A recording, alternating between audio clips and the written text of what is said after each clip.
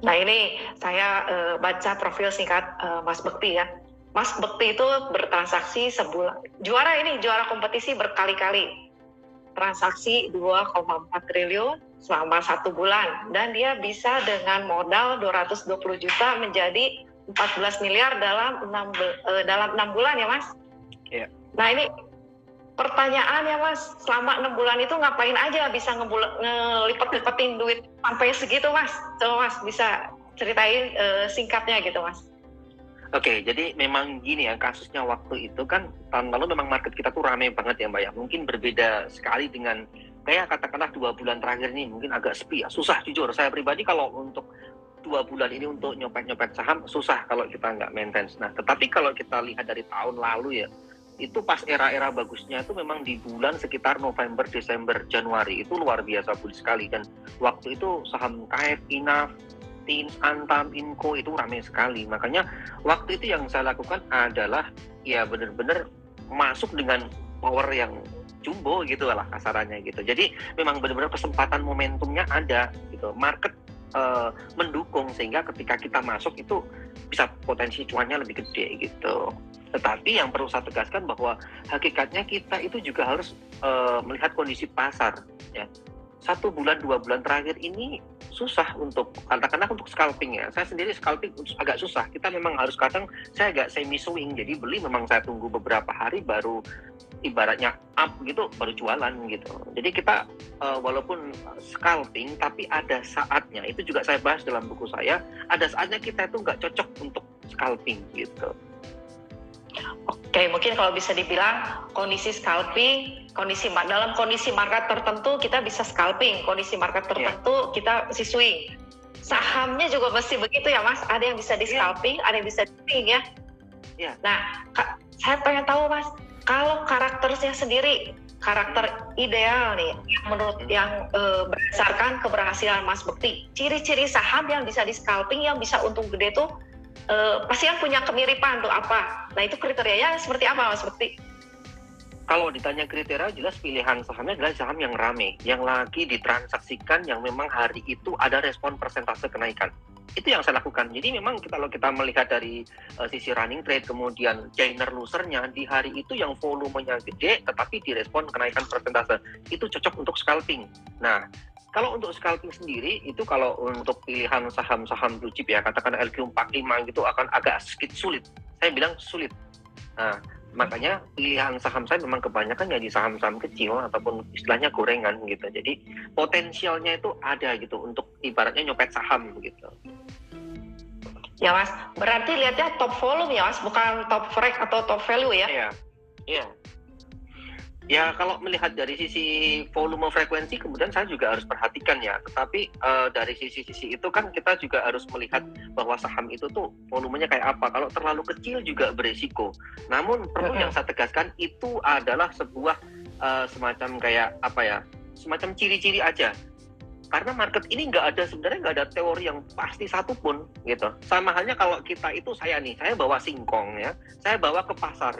Aku juga nggak tahu singkong ini nanti laku nggak, laku di berapa, jadi aku juga nggak tahu. Jadi saham hakikatnya sebenarnya gitu, nggak ada teori yang pasti satupun. Tetapi kita itu bisa semacam kayak mempunyai ciri-ciri, misalnya, oh ini kok cuacanya kok Jakarta misalnya mendung, ada suara guntur, oh kemungkinan akan hujan, tetapi belum tentu juga hujan. Sama di market, kita memilih saham-saham yang volatil, yang istilahnya gorengan, ramai ditransaksikan, ya peluangnya ada di situ. Gitu. Kalau untuk scalping seperti itu, kalau untuk swing jelas kita cari saham yang jangan yang volatil, berbahaya juga kalau seperti itu. Tapi kalau kita mau scalping di saham-saham yang volatil, kesempatannya di situ. Resiko ada, peluang profit ada. Tinggal kembali ke profil resiko masing-masing. Kalau memang kitanya nggak siap, resikonya terlalu besar, katakanlah nih newbie pernah nyoba beli saham, tiba-tiba langsung rontok cepet banget. Tadi ada saham nih, saya lihat saham NASA, wah itu kodenya NASA itu serem banget. Saya nggak pernah ikut di saham itu hari ini, cuman aku lihat fenomenanya aja. Dari harga yang sangat tinggi 60-an berapa perak, tiba-tiba di closing di 50-an, turunnya langsung hanya 2 menit terakhir. Itu kan kasihan juga gitu ya kalau apabila dari investor yang belum tahu gitu. Makanya kalau memang nggak siap ya jangan dipaksa masuk ke saham-saham seperti itu. Ada pilihan saham-sahamnya yang lebih apa ya, stabil, lebih tidak terlalu volatil banget gitu. Jadi hakikatnya sebenarnya mau masuk di saham itu kita lihat kondisi kita sendiri dulu. Kita lebih tipe profil yang mana? Karena saya pernah jumpai teman itu mau tanya ke saya, Mas Bekti, saya itu bukan tipe orang yang mau cut loss. Oh, berarti Anda nggak cocok trading, Anda lebih cocok swing atau invest gitu. Mas, kan kalau ini ya, balik ke jenis saham ya. Saham tuh kan kalau Mas Bekti beli saham lapis 2, lapis 3, kan kalau lihatnya kan berarti size-nya kan cukup besar ya. Itu langsung HK full lot atau belinya cicil-cicil gitu Mas? Pasang bid gitu atau langsung HK habis berapa lantai gitu? Sebenarnya kalau di teori seperti itu faktornya banyak sekali ya Mbak. Jadi ketika pilihan sahamnya kayak apa dulu, kemudian volumenya juga seperti apa dulu. Jadi kita harus memilah. Kalau memang saham-saham itu saham kecil, mungkin misalnya isinya cuma 10 ribuan, 20 ribuan lot gitu ya. Oh, kemungkinan kalau saya ambil ini potensial naik katakan 2%, 3%, 4%-nya sekian juta. Ya udah, kalau memang seperti itu aku juga harus ngambilnya segitu, ngimbangin lot yang ada di situ. Kalau ngambilnya terlalu banyak, resiko nanti bisa dikasih barang kita gitu. Tetapi kalau kita memang lotnya jumbo ya, misalnya hari ini yang rame BRMS, wah itu kamu mau masuk 5M, 10M, enggak masalah, memang tempatnya di situ. Saham-saham kayak Friend, kayak apa itu memang lot jumbo. Justru kalau di saham-saham yang volume tebal seperti itu, kalau kita masuknya, pakai uang kecil ya, capek gitu. Kalau uang kecil kalau bisa ya memang cari saham yang lebih gesit gitu. Tetapi ingat, lebih gesit itu artinya peluang profitnya ada diikuti dengan resikonya juga ada. Jadi semakin tinggi peluang profitnya, pasti juga semakin tinggi peluang resikonya gitu. Jadi high risk high gain ya, Mas Bekti ya. Iya. Ya kan berarti ibaratnya kan kalau Mas Bekti ada aturan nggak? Misalnya ini naik udah berapa hari saya nggak berani beli lagi gitu. Atau kalau masih cocok, feeling saya oke, saya masuk lagi gitu Mas. Iya sih Mbak, saya jujur ini cerita nyata ini. Kemarin saya beli saham, ini udah terjadi dan sekarang udah bersih. Kemarin saya beli saham Antam dan MTEK gitu. Saya sudah berkali-kali, jadi kayak kemarin beli MTEK saya tuh sebenarnya mendapatkan harga paling low, 1820. Kemarin low-nya kalau nggak salah di 1815, kalau nggak 1810. Aku udah akum di situ. Tiba-tiba naik kok nggak kuat. Akhirnya pertama saya jual BEP dulu. Saya belinya kemarin 10.000 lot, 1,8 M kan tak jual BEP. Habis itu mau naik kok mau hijau nih kayaknya jebol. Aku udah yakin kalau saham itu mau mantul. Akhirnya aku beli lagi di 1855. 1855 kok udah hijau, wah udah seneng, tak kira bakal up. Karena waktu itu aku mikirnya ini saham baru volatil banget, aku jual lagi. Rugi BEP 2 kali gitu kan. Habis itu sorenya udahlah tutupan kayaknya masih bagus, aku beli closing, beli tadi pagi sempat di bawah merah, tapi saya langsung hold, ini saham bagus ini, lihatnya kayaknya masih ditahan terus, udah up, saya jual, terganti sudah yang kemarin fee jual 2 kali itu. Tetapi kemarin kenapa kok saya itu memutuskan untuk jual sampai saya itu in out 2 kali, saya jual lagi karena saya waktu itu masih merasa ragu, jangan-jangan ini sampai masih turun lagi. Tetapi disitulah letaknya bahwa kalau kita itu mau scalping, mau disiplin ya, kita kuncinya sebenarnya disiplin. Jadi kalau tidak sesuai harapan aku langsung cut gitu. Itu pengalaman, termasuk kan, Antam mirip-mirip juga. Berarti Mas Bekti kalau masih loss sedikit di cover, tapi sekali gain ketutup semua lossnya gitu ya, gain scalping gitu ya Mas. Nah ini ya Bapak kalau mau scalping ya mesti rada tega, baru untung sedikit di cut gitu. Nanti kalau pas sekali ikutan, nariknya itu ketutup semua lossnya ya Mas Bekti ya. Iya, ya gitu Mbak. Gitu. Saya juga gitu. Malah justru kadang saya pernah dapatin kadang ya ini jangan sampai salah kaprah. Kadang memang saham-saham auto reject atas itu indikasinya kadang esoknya hari masih melanjutkan kenaikan. Memang tidak semua saham ya. Ada yang mungkin tiba-tiba kayak kemarin saham Amar auto reject atas tapi paginya kan langsung tebel semua kan, overnya akhirnya dibanting. Ada juga yang kayak gitu. Tetapi kadang aku pernah malah justru sekali arah kalau esoknya masih naik lagi itu malah menyelesaikan masalah gitu. Jadi yang kemarin scalpingku kadang kan cuma rugi fee atau mungkin tidak sesuai harapan langsung saya cut loss kecil-kecil gitu kan, tertutup sekali boom gitu di saham apa gitu pas arah. Jadi ya waktu loss Mas Bekti kecil tapi sekali profit kalah semua lossnya ya Mas. Nah kadang kayak gitu Mbak. Jadi risknya karena kan ini kan volatile berarti ya Mas. Jadi risk walaupun udah berarah berhari-hari masih beli juga Mas, masih tetap gitu. Atau saya udah berapa hari arah saya enggak gitu. Ya enggak, saya juga gitu Mbak, artinya melihat sebuah semacam rasional ya, artinya kalau saham itu arah berjilid-jilid, aku jujur udah nggak berani. Misalnya kita lihatlah sekarang ini kayak MSIN lah, MSIN itu udah ATH yang tinggi sekali kan, sekarang arah terus kan, tiap hari hampir tiap hari arah. Nah itu aku jujur udah nggak mau, resikonya lebih tinggi. Jadi udahlah biarin, paling suspend. Tapi kemarin kayak udah suspend, turun, akhirnya sekarang naik lagi. Ya udah tak tinggalin, masih banyak 700-an perusahaan, kita milih yang lainnya aja. Jadi saya selalu menanamkan gitu Mbak, ini perusahaan tuh banyak banget, 700-an lebih gitu, nggak harus terpaku pada satu saham gitu. Jadi kalau memang udah terlalu tinggi naiknya nggak wajar, aku nggak berani gitu. Tetapi kalau misalnya saya beli saham dan memang tidak sesuai harapan dari harga beli, ya udah jawabannya cut loss gitu. Memang kita harus disiplin kalau mau trading gitu. Kalau nggak disiplin, aduh parah. Saya punya teman apalagi yang nggak tega cut loss mah main scalpingan bisa bonyok ya Mas ya, nggak tega balik badan ya. Bener banget. Kadang-kadang orang kan kita mesti optimis, tapi kadang-kadang kalau harga turun bukan optimis, dia denial ya. Wah ini mah nanti naik kayaknya, jadi di hold terus. Nah itu penyakit ya Mas. Kalau misalnya mau ya kayak Mas Bukti scalping, ya itu mesti tega ya. Mungkin itu kuncinya ya Mas. Iya. Nah terus Mas, kalau Zakriat selanjut Mas. Oke, jadi kan gini Mbak, memang kalau kita tuh mau scalping itu ya kita tuh harus beli namanya disiplin tuh wajib ya. Ibaratnya sebuah rem. Saya sering bilang di mana-mana di buku saya, di live IG yang dulu gitu kan, harus disiplin gitu kuncinya. Nggak apa-apa, cut loss itu memang bagian dari proses kita, tetapi lama-kelamaan itu nanti dengan kedisiplinan itu nggak ada dong orang yang kita trading pengennya cut loss, nggak ada, tapi kita pengennya profit. Tetapi yang paling penting adalah disiplin. Karena kadang orang itu kesalahannya, apalagi ya ini mungkin silakan style orang lain berbeda-beda, atau mungkin settlement yang akan saya katakan ini mungkin tidak cocok atau salah, ya silahkan, nggak apa-apa. Tapi intinya gini kalau dari saya, kalau kita itu mau trading, mau scalping, ya kita harus disiplin. Jangan sampai apalagi metodenya ada yang average down gitu kan. Itu sudah bermain harapan, namanya hope gitu. Contoh, saya beli saham 200 ya kan. Beli saham 200, tentunya ketika saya beli pengen harga itu pasti naik, nggak mungkin dong saya beli pengennya turun, nggak mungkin gitu kan. Nah ternyata setelah turun, katakanlah turun, kita nggak mau disiplin, misalnya nih dengan di 190 atau mungkin nanti di 180, kalau kita masih mikir yang namanya average, itu bermain, itu kita kan namanya hope, udah bukan lagi semacam kayak ibaratnya tuh kayak sebuah saham itu sudah ini tuh bener naik apa enggak. Jadi kita tuh cuma bermain hope gitu. Dengan harapan apa? Dengan jadi average, siapa tahu setelah di average itu nanti harga akan jadi average dan kemungkinan naik. Orang pasti akan bermain hope. Tapi kalau saya enggak. Jadi memang kalau memang tidak sesuai harapan ya cut dulu. Kita nggak tahu. Siapa tahu, karena pernah pengalaman saya average itu akhirnya saham turun, nah kita ngoleksi barang banyak. Malah bahaya juga menurut saya. Jadi terus kalau kita barangnya disiplin, barangnya merah semua lagi ya Mas, kalau gitu ya. Iya. Berbunga-bunga gitu kan. Kan gaya scalping bukan investor. Jadi bisa dibedain ya Bapak Ibu teman-teman.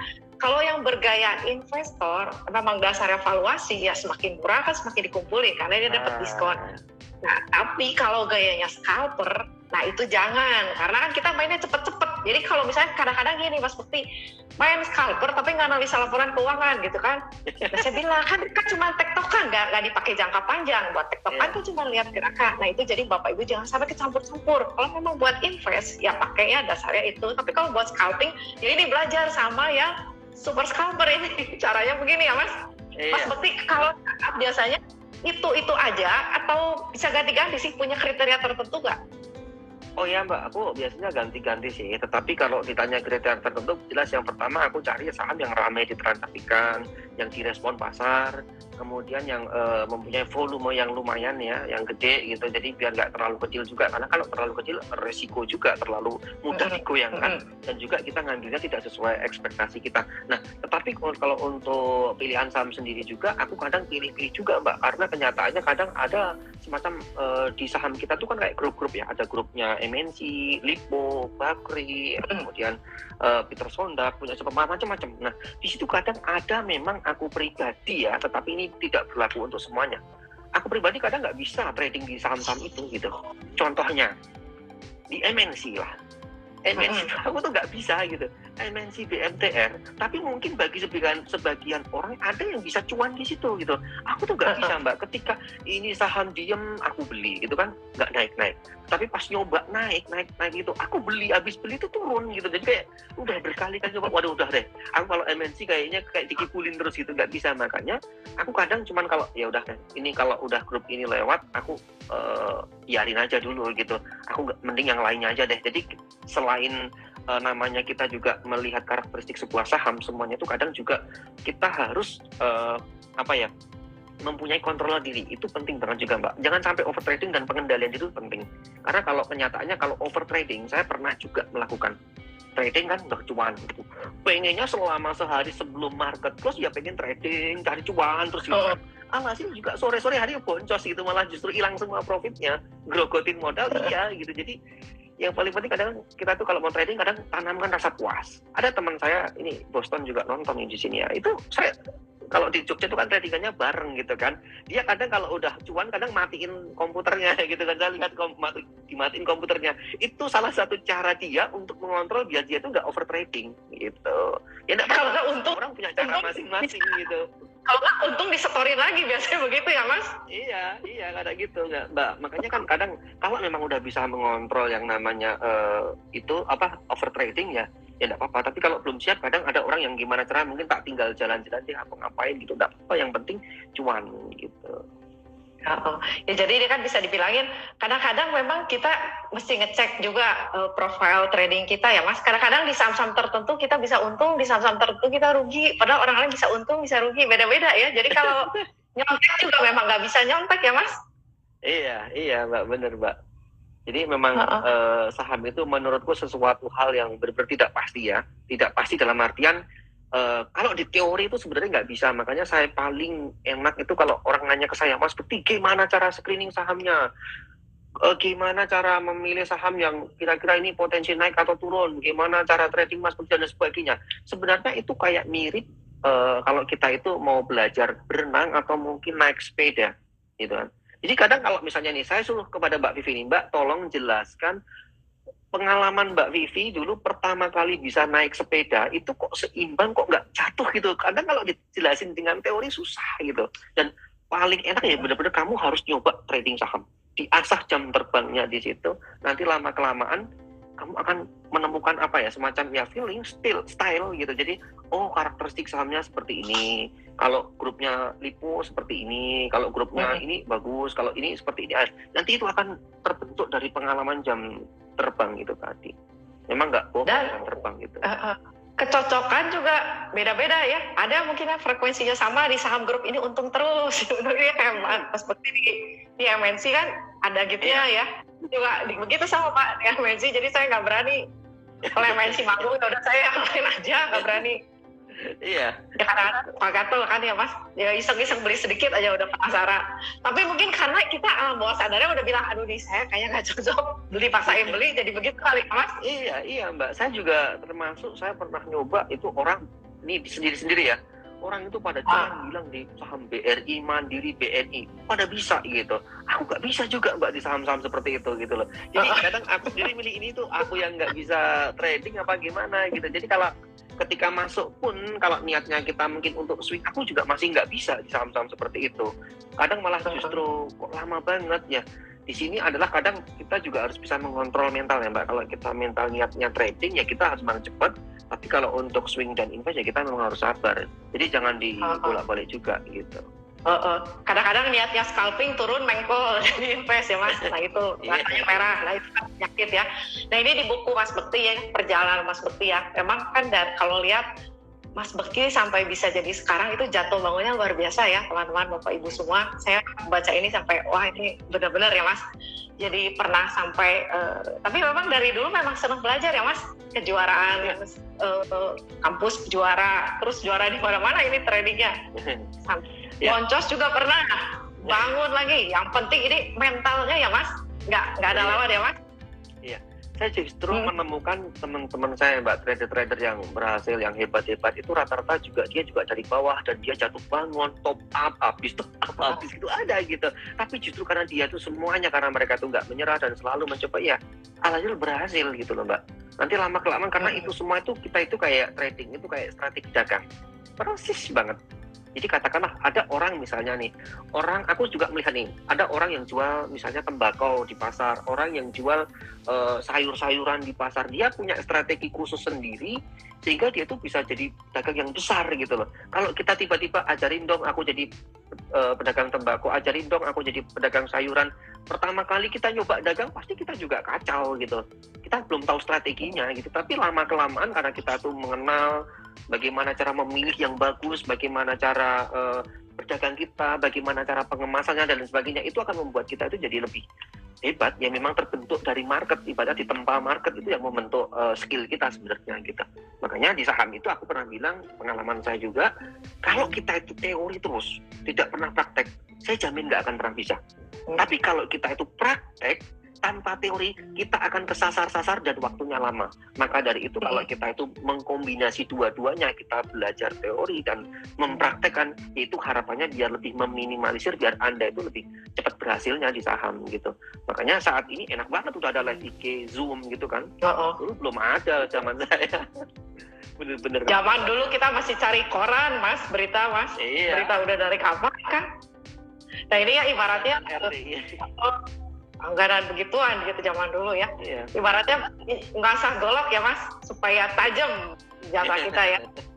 Mas, iya. Kalau Mas lihat ini nggak sih screener Mas Bekti ya kalau lagi jalan market. Berarti kan keputusannya berdasarkan waktu market jalan kan, ambil keputusannya kan. Yang di layar Mas Bekti itu perlu data apa aja sih? Yang pasti kan top volume berarti ya, masih ada top gainer ya. Selain itu lagi apa? Sebenarnya yang saya lakukan itu sederhana, Mbak, ya. Saya itu sederhana, jadi kayak cuma running trade gitu kan, itu untuk screening. Jadi bagi saya running trade itu untuk scalper wajib. Kalau nggak ada running trade aku nggak bisa. Kalau cuma itu kode broker mah sekarang ditutup mah masih bisa adaptasi, nggak masalah. Tapi kalau running trade itu karena kita bisa melihat saham-saham yang direspon, saham-saham yang lagi ramai ditransaksikan, yang ada respon kenaikan persentase, di situlah baru saya comot gitu, Mbak. Jadi stock price juga saya lihat. Kalau dulu sih ada block saham, kalau sekarang udah nggak ada ya aku cuma lihat bid offer, jadi cuma melogika bid offer aja gitu.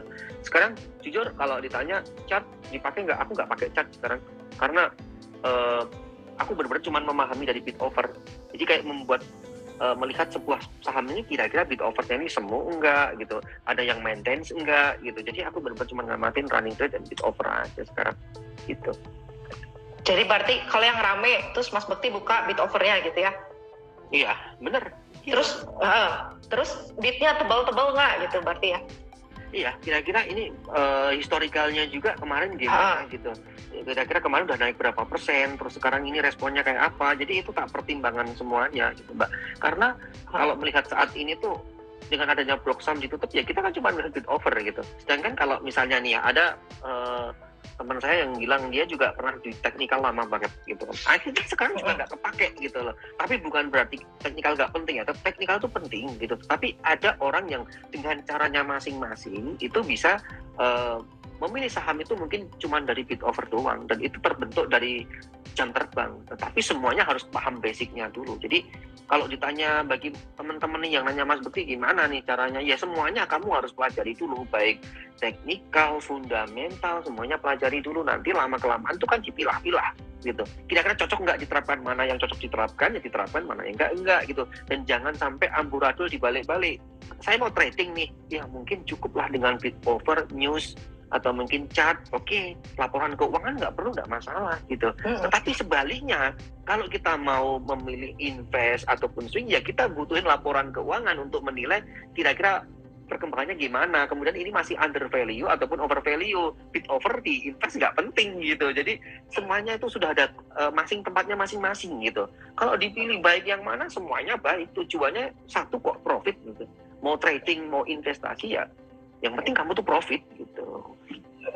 Ya ibaratnya gini ya, kalau scalping ya, Kalau kita mau cari pasangan, kita cuma mau cari teman makan siang, udah nggak usah ditanya-tanya terlalu detail latar belakangnya gitu kan ya Mas. Kalau invest kan ini cuma tektok bolak-balik sebentar gitu ya. Mas, kalau Mas lihat ini nggak bit over, kalau bit tebel, over tebel, saya makan yang bit tebel atau yang over tebel gitu Mas. Ya itu bit over nih sih Mbak.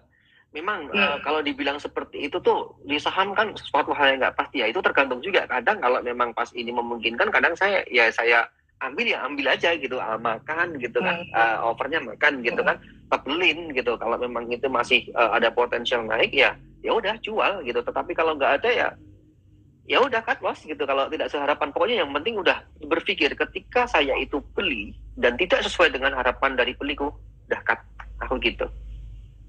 Ya kasarnya kalau udah kejeblos jangan terlalu dalam gitu, kabur dulu, nanti dibayar sama profit berikutnya gitu ya Mas. Benar. Terus bener banget. Kalau Mas Bekti misalnya nih ya, kan kadang-kadang bid over tuh suka timpang ya. Yang bidnya lebih tebal, itu berarti ada pengalaman nggak? Ini kalau bidnya lebih tebal ini bakal begini kurang lebih gitu. Ini kalau overnya lebih tebal bakal begini gitu. Sebenarnya kalau secara apa ya Mbak ya, secara kebiasaan pola itu sebenarnya itu kayak bahasanya memang ada salah satu, aku bilang gini ya, kayak suka-suka bandar ataupun suka-suka orang yang maintain. Itu benar juga sih. Jadi memang ada, bisa dibilang bidnya yang tebel, overnya tipis ditarik, ada juga. Sebaliknya ada juga, mereka mau cari barang, overnya ditebelin dulu biar harga ini nggak naik duluan kan. Orang itu cuma transaksi di situ, dia pelan-pelan akumulasi, habis itu overnya di withdraw, sahamnya naik, ada juga. Jadi faktornya sangat luas sekali Mbak kalau bicara masalah seperti itu. Jadi yang saya lakukan jujur adalah ketika ini menurut saya oke, ya saya ambil gitu. Tidak sesuai harapan, ya udah cut gitu. Jadi benar-benar simple. Itu Pak berarti ya alam bawah sadar Mas Bekti berdasarkan informasi pengalamannya udah ada semua di kepala ya Mas. Berarti udah baca semua itu algoritma itu ya Mas. Algoritma alami udah di sini semua. Ini feeling. Kalau orang bilang feeling, padahal itu kan sebenarnya kumpulan dan pengalaman yang udah terakumulasi ya Mas. Nah, terus Mas, kalau misalnya Mas Bekti lihat ini nggak harga average price harian, average price hari ini misalnya harga rata-rata di 400, sekarang harganya 380, orangnya beli gitu, atau diabaikan aja tuh kalau ada harga rata VW apa itu, pakai begitu nggak sih Mbak? Kalau untuk harga rata iya sih Mbak, kadang aku juga melihat ya data-data. Jadi kan kalau sore itu kan bisa dibuka nih transaksinya. Kadang aku lihat juga rincian historinya, ibaratnya rekapannya. Tadi siapa sih nih broker ini, net buy-nya berapa kan? Terus saya lihat average-nya di berapa, kemudian lihat dan historinya di jam-jam berapa sih tadi ini transaksinya. Terus paling kenceng transaksi ada di harga berapa, itu juga aku lihat semuanya buat pertimbangan Mbak sebenarnya. Buat pertimbangan, buat acuan nih kira-kira untuk perdagangan besoknya. Jadi aku udah punya gambaran kalau di saham ini tuh seperti itu gitu. Oke, berarti trade dan juga dilihat ya Mas. Kalau trade dan paling tebal volumenya berarti bisa diasumsiin nggak itu pemain besarnya ada di situ? Harga modal dia gitu. Sebenarnya kalau dibilang seperti itu bisa juga, tetapi bisa dibilang juga nggak juga. Jadi kalau saya pribadi kan, kalau untuk scalper ini kan yang paling penting gini Mbak. Seperti yang Mbak Vivi tadi bilang, ini cuma teman dekat atau kita tuh mau cari pasangan gitu kan. Ya udah yang penting aku lihat market, kalau rame aku in out. Karena gini, kalau kita cuma lihat dari transaksi harian aja, misalnya contoh sekarang ada saham ABCD diambil oleh broker AA, dia net buy banyak banget. Itu bisa jadi barangnya dia akan dipindah ke sekuritas lain. Ya kan, lewat form. Saya datang ke sekuritas minta form buat dipindah, besok udah pindah ke sekuritas lain gitu kan. Atau TS, atau mungkin bisa ditukar di market negosiasi dan lain sebagainya. Itu kan sudah pindah ke broker lain. Misalnya saya belinya pakai broker AA, saya pindah jualnya pakai broker BB gitu kan misalnya. Nah, kalau kita cuma baca harian doang dari Broksam itu, setelah closing market itu kita lihat, ya kita pasti akan juga kejebak. Wah kemarin ini ambil banyak, teorinya gitu kan, di reguler ambil banyak. Tapi kalau kita nggak memperhatikan dia dipindah barangnya bagaimana, jualan pakai sekuritas lain, ya udah gitu. Jadi beresiko juga gitu. Jadi menurut saya yang paling penting sebenarnya kuncinya disiplin Mbak. Gitu. Jadi dari aku beli, kalau tidak sesuai harapan, udah cut.